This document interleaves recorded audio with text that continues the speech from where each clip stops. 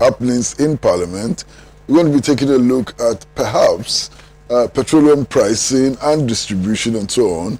And more especially, we're going to be taking a look at the regulatory agencies and whether or not they're doing their work. Welcome to Talk Time.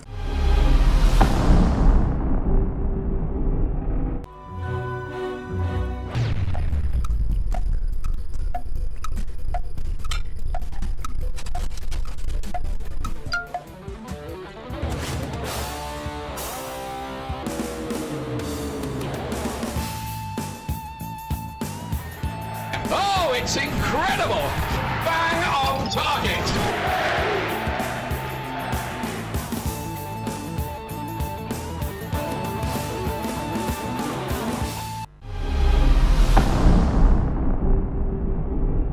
Hello and welcome back to Talk Time. And as I indicated, we'll be taking a look at a couple of things. Happenings in Parliament, work of the regulatory agencies, petroleum pricing, and so on. And it is my privilege to welcome to the studio Honorable Kwabena Donkor, Member of Parliament, former Minister, so on. Sir, you're welcome to the studio. Thank you. Yes. You are a Member of Parliament.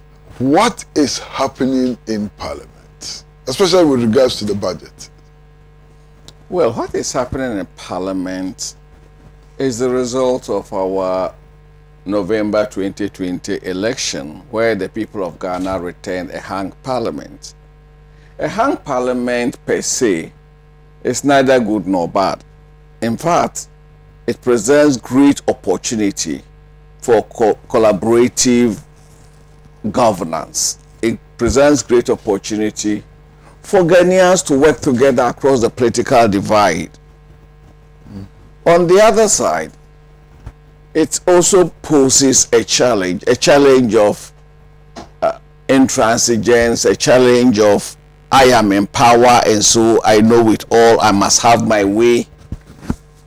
And the budget has brought this to the core. I mean, Ghanaians have seen various things, unfortunately, uncomplimentary within the chamber, but they represent a bigger crisis. There is the class issue, there is the issue of the governed and the governors, there is the issue of do we really have national cohesion and national consensus around major issues? Would you say that the budget has been approved as of now? From my side, I will say no. Yes, the Speaker says the budget has been approved. Then there is the question of an addendum. The Minister of Finance comes with some other concessions, he calls them. Those concessions were laid yesterday. They've not been debated. We don't know whether the concessions make the budget a revised budget, whether it's an addendum to the budget. There's still that flux. But our side think, no, we rejected the budget. And as we speak, there is a motion, and I think it will take 48 hours, a motion to for the Speaker to rescind the decision that was taken to approve the budget. So we are still in a state of flux. There appears to be a lot of,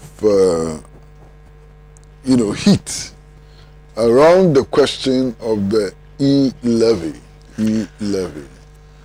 What is all that heat about? The heat is about raising more revenue for the Ghanaian state, which I believe in principle nobody disputes. If you look at our revenue to GDP, we are on the lower side. There is the need to raise more revenue. But there is the bigger question: are we raising revenue for revenue's sake? Are we being efficient in the utilization of even what we have now? If you look at the Auditor General's report, the wastage, about 12 billion cedis of wastage in the public accounts. So must we raise more revenue to waste it? Or do we plug the loopholes in the existing structure, and then if we efficiently use revenues currently available and we think there is the need for more, we do? So that is the question. I am not opposed in principle to raising more revenue for the state, but there must be a reason for raising the revenue, and the reason must be nationalistic. Are we applying the revenue efficiently and effectively? And to which areas of the national economy?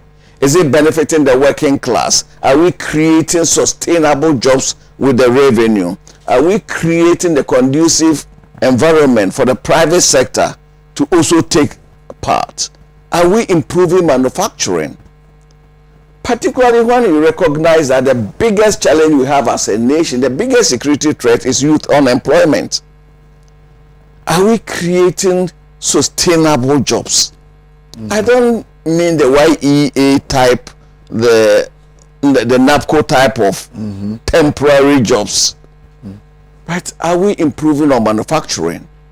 Is there a conscious effort to make agriculture attractive to the youth? Our IT, we're in an IT age. Are we creating jobs in the IT sector? Those are the issues that a budget should be addressing. But I'm afraid we are not aggressively addressing those issues sufficiently to warrant probably the e-levy. Your side in Parliament, the minority, was livid with anger when the Minister for Transport ordered the vacation of toll booths. The practice is still on. They are not collecting tolls at the roads anymore. What is the situation? What is your reaction? Is it still a violation of law? What is the problem? Absolutely. Absolutely. One, there was a proposal in the budget statement and economic policy to abolish the road tolls. As we speak, the budget has not been passed. Assuming, without admitting, that the policy statement has been approved, appropriation has not been, act has not been passed, the estimates have not been approved, and the appropriate amendments to fees and levies act and all the other things have not taken place. And so the minister was totally out of order to have done what he did. It is only Parliament that can impose taxes, and therefore it is only Parliament that can remove taxes. And so the minister is totally out of order, and that creates its own problem. We have an existing revenue stream. It might not be efficient. What must we throw that revenue stream out or work at improving the efficiency? Today we have quite a certain sophistication with IT. With IT, we should be able to improve collection. A lot more people will even pay in advance using the appropriate tools. And at the minimum, a net of 38 million cedis isn't money we can just throw away. But there is even the bigger policy issue. In the same budget, a number of rules are being designated for dualization using the PPP, private-public partnership. And embedded in that is the returns on investment for the private sector. And tolling is one of the means by which the private sector will get its money back. And yet we say we are avoiding tolling. So that in itself is a contradiction. Then again, there's a bigger Pan-African or Pan-West African experience. Today, virtually everywhere in our sub-region, rules are being constructed using various funding sources. But one thing consistent is the tolling across the sub-region. I was in Niger, I've been to Mali, anywhere across the sub-region there is tolling. Ghana alone, we're saying, okay, we shouldn't collect tolls. We have vehicles from Burkina, Niger, all coming into our jurisdiction to pick goods from our harbors and going free. So there is no payment for the usage of our roads. Meanwhile, when our vehicles go into other jurisdictions, we pay. So where is the harmony even within the ECOWAS transport hub? Well, viewers, we are talking to Honorable Kwabena Donkor, a member of Parliament, former minister.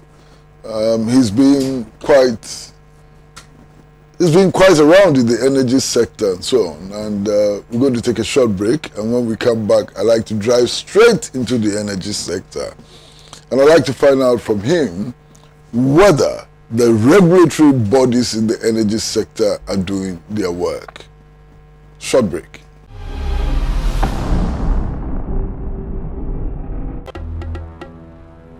Hello?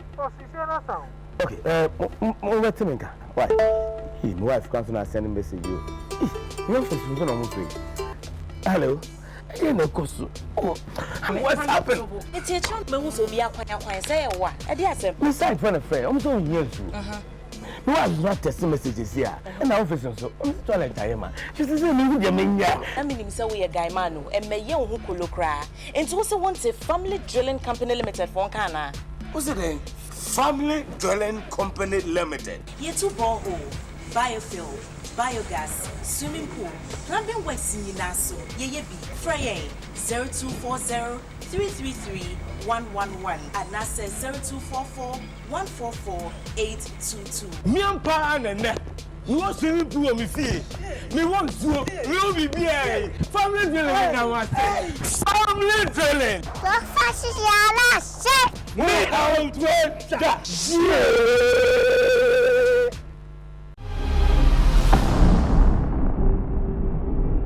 Welcome back to Talk Time, and we are talking to the Honorable Kwabena Donkor. Now, sir, the energy sector appears to have a lot of problems. I mean, a few days ago, commercial drivers were on strike as a result of an issue of pricing. There have been so many problems. I mean, pre-mixed fuel, its availability, its pricing, and so on. What is happening to the energy sector? Are the regulatory organizations doing their work?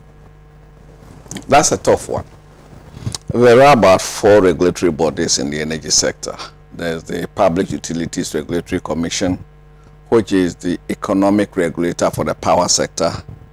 There is the Energy Commission, which is the technical regulator for the power sector. There's the Petroleum Commission, which is the upstream regulator. And then there is the National Petroleum Authority, which is the downstream regulator in the petroleum subsector. Of course, there are other regulatory bodies whose rules impact one way or the other, such as the our Environmental Protection Agency, etc., EPA. The rules also impact on the sector, Ghana Standards Authority, etc. But in terms of the last few days, especially with drivers, it is basically within the arena of the National Petroleum Authority. The National Petroleum Authority, as the downstream regulator, cannot be said to have been efficient or effective or indeed serve the interests of Ghana very well. And I say this without mincing words. In and around 1998, when the first 97, 98, when the first indigenous oil marketing companies, other than the then state-run GOIL, came onto the scene, the 2 oldest existing happened to be Star Oil and Allied Oil. At the time they came onto the scene, our expectation was that these indigenous companies will grow and become giants in Ghana. Unfortunately, as a result of policy misalignment, as a result of regulatory failure, as a result of, to an extent, complicity even by some regulatory bodies, growth has become stifled. We've not seen the growth trajectory that we all expected in 1998-97 when we opened the space up.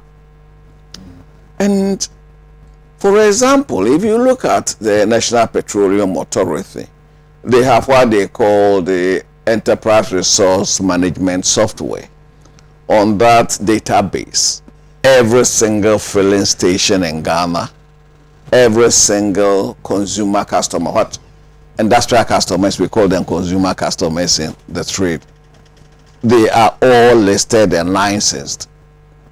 And yet, on their own software, they find ghost filling stations on their software.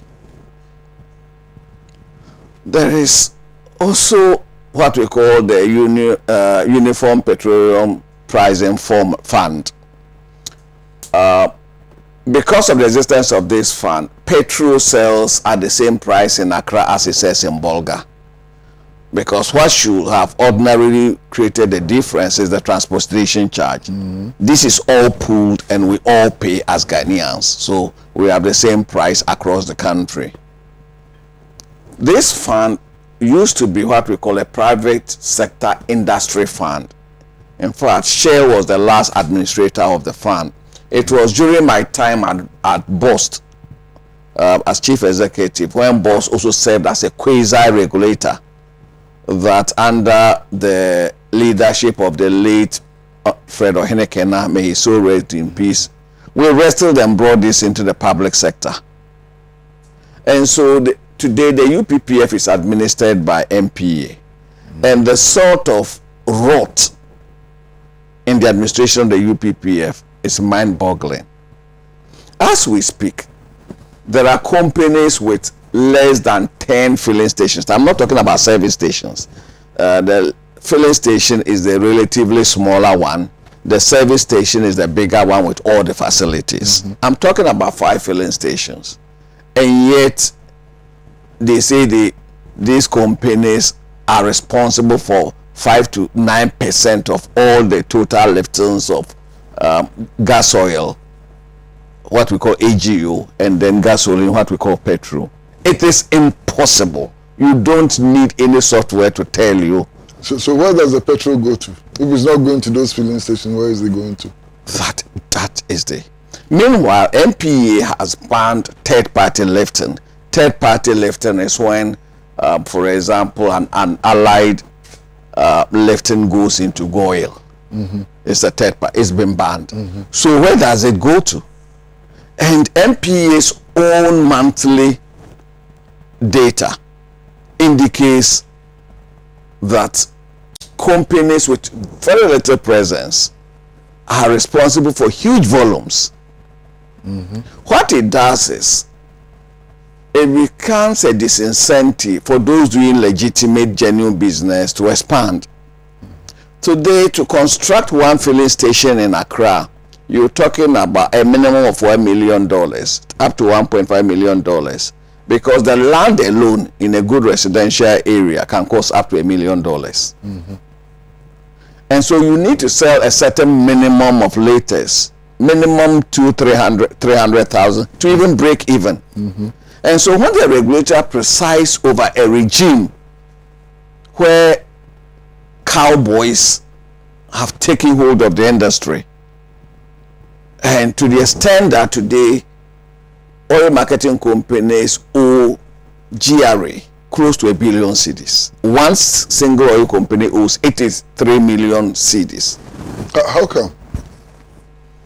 When you go to buy fuel, depending on the price window, a minimum of 30% up to sometimes 40% of what you pay really goes into taxes and levies. So they collect this on behalf of GRA, and they are supposed to remit same within 3 weeks to GRA.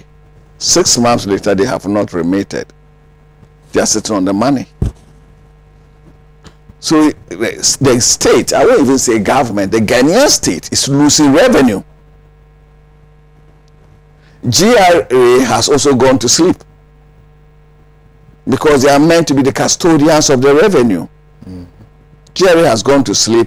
MPA, that licenses and so pretends over this oil marketing company, is either negligent or complicit in it. And therefore, the downstream energy sector, which is the cause of all these strikes and agitations, if MPA did its regulatory work effectively and in a nationalistic manner, we can reduce cost and be more efficient, and consumers will also benefit from the lower pricing. Apart from that, the Ghanaian state will maximize the revenue that it is supposed to have from, and they may not even be the need to be looking for additional sources of revenue. So the bigger question is, are we effectively collecting current revenues, particularly in the petroleum sector and other sectors? If we are not, adding another layer of tax, will that solve the problem? You mentioned ghost filling stations. What are these? I mean, ghost filling stations. What are these? Basically, non-existent filling stations. Filling stations that exist only on paper. And yet products are supposed to be going to these filling stations. Where do the products go? And for example, it has impacts not just on the supply chain, but on revenue. If the ghost filling station is in Bolga and they lift products in Accra, going ostensibly to Bolga, and the products are dumped in Accra Tema, they are taking freight for Bolga. And then they end up not even remitting what they have taken to GRA. So it's a double whammy. And the only body that can really crash this is MPA. Unfortunately, well, there's a new head at MPA, so I am going to be quite charitable. But we must create sufficient heat for him to and his new team to clean the place up. MPA is a mess. Well, viewers, as I indicated, we are talking to Honorable Dr. Kwabena Donkor. He's been very, very active in the energy sector, rising to be minister. He's a member of parliament and has been engaged in public commentary on many issues. And we're going to go on a short break. And when we come back, I'd like to ask whether it is indeed possible to pay less for petroleum products in our country. Short break.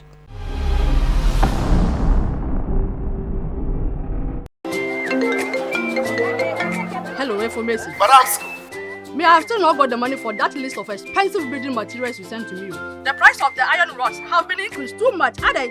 madam, relax. Look, that's not why I even called you. I just visited IPCP, where the engineers told me everything about Trasacco fast floor. Trahuako, please, those people are expensive. Are they not the people building those big houses in town? I beg, go and Madam, in fact, I used to think the same until I visited their office today, and they gave me an estimate of how much it will cost. Yomo, the estimate is free. It's cheaper than the one I even sent you. Wow. Building contractors, foremen, masons. Visit IPCP, the Trasacco Fast Floor. Engineers will assist you build an affordable, faster and stronger building. Oh, madam, it is done. Wow. Trasacco Fast Floor, stronger, faster and affordable. This is a Trasacco construction product.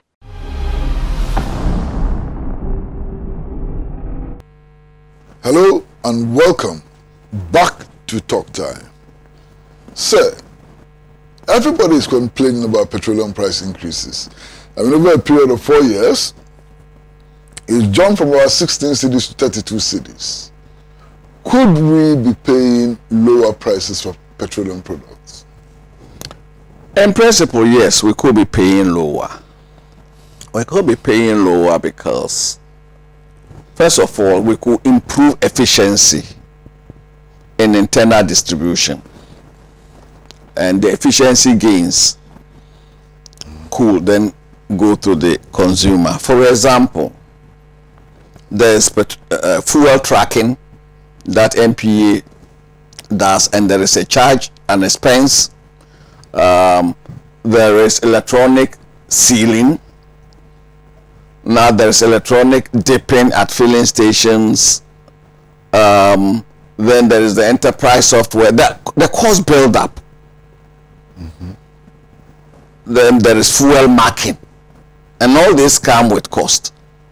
If we had just one system of ensuring that fuel is not adulterated and fuel gets to where we say it is going, that is what all these things are supposed to do. It will, the extra layers of cost will be reduced, and that can go to the consumer.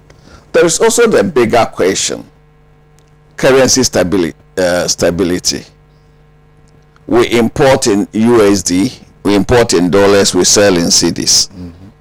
And that is a major challenge of the energy sector, be it petroleum or be it power. If you take the power sector, for example, the receivables are in cedis. The payables, 70% of payables other than salaries are in USD. And therefore, anytime there is this equilibrium between the cedi and the dollar, cost will rise.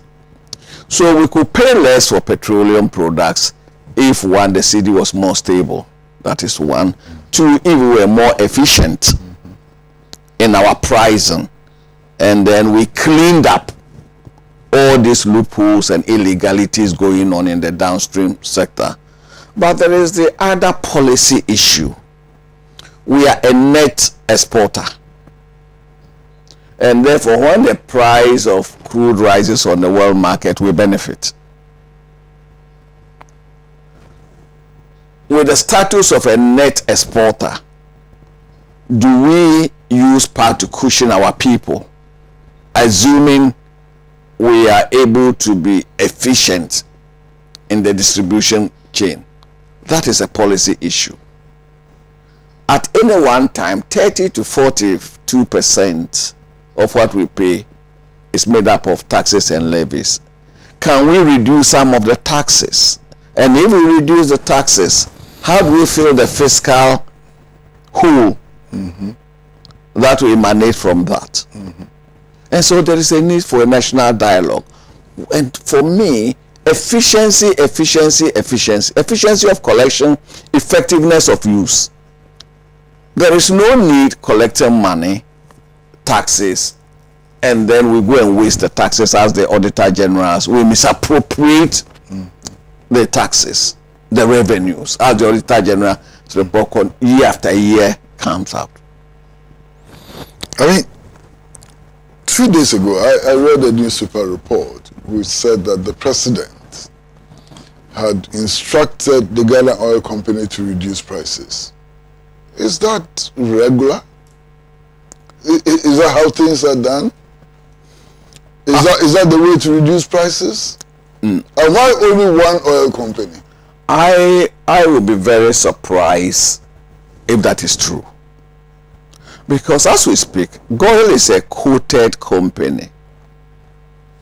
It is a company on the Ghana Stock Exchange, listed on the Ghana Stock Exchange.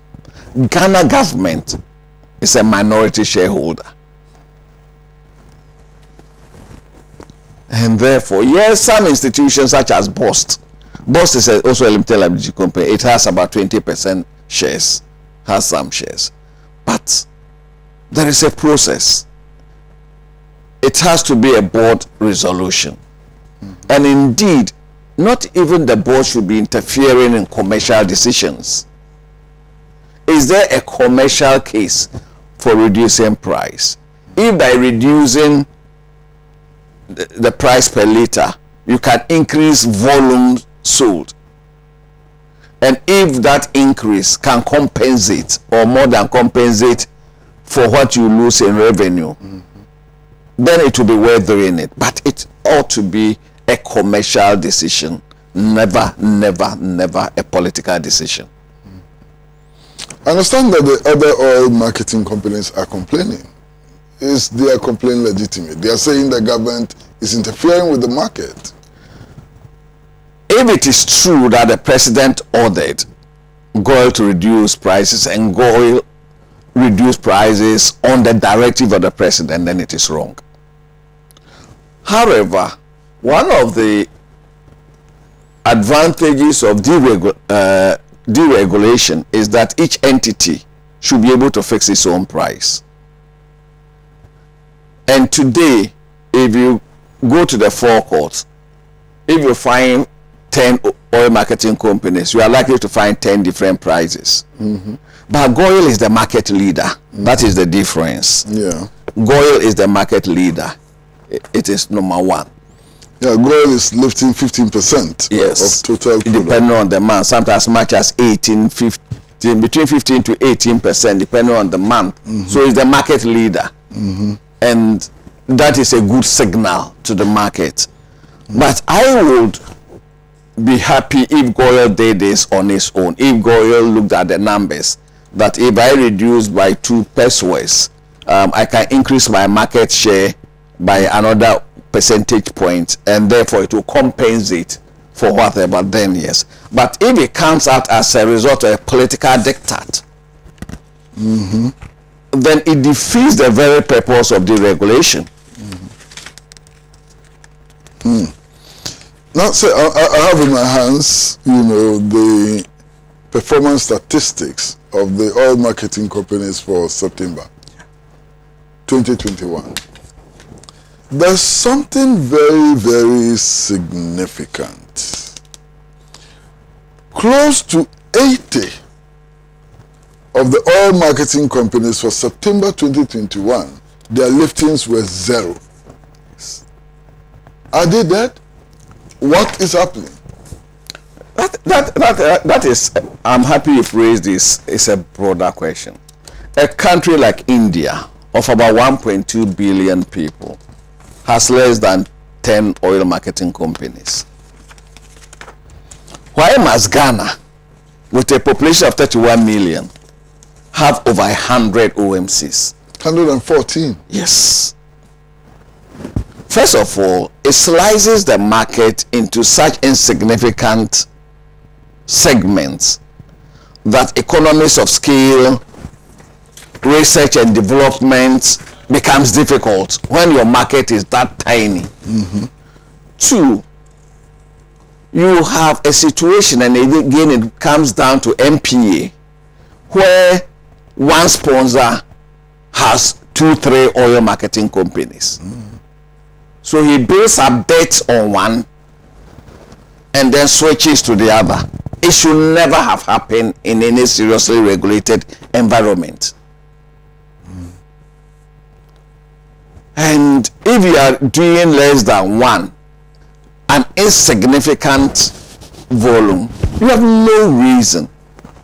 So there is the need for a cleanup. This country must not have more than 30 oil marketing companies at most, for whatever political, social, regional reasons. We should never go beyond 30. Because you also need a certain volume to become commercially viable. So those that lifted 0,000 in September, are they still in business or have they collapsed? Well, I am told, to be fair, I'm told that by the National Petroleum Authority has issued a certain deadline, but at 1st December they will wipe a number of these off the records. I'm just hoping that the chief executive has and his team have the courage, have the nationalism to clean this mess up. But this is just the tip of the iceberg. Why should a small country like Ghana have this number of OMCs? Virtually, licenses were being issued like graffiti. But this is supposed to be serious business, impacting on their lives. Let's never forget that petroleum prices impact on every segment of Ghanaian society, from agriculture to air travel. Well, sir, thank you very much for coming to the studio, and it's been a pleasure having a conversation with you. Well, viewers, we just had a conversation with the Honorable Dr. Kwabena Donkor. He's been in the energy sector for a very long time. He's a member of parliament, and we spoke about the happenings in parliament, we spoke about the regulatory agencies, and we spoke about petroleum pricing and so on. I have enjoyed it all. I've learnt a lot, and I do hope that you also manage to pick up a thing or two. We'll be with you again next week, but until then, please keep your dial on Pan-African Television, because the best comes from Pan-African Television. It's goodbye from the director of the show, Edem Lumo. Goodbye from George Viner, who is the producer of the show, and all of us at Pan-African Television. See you soon. Bye-bye.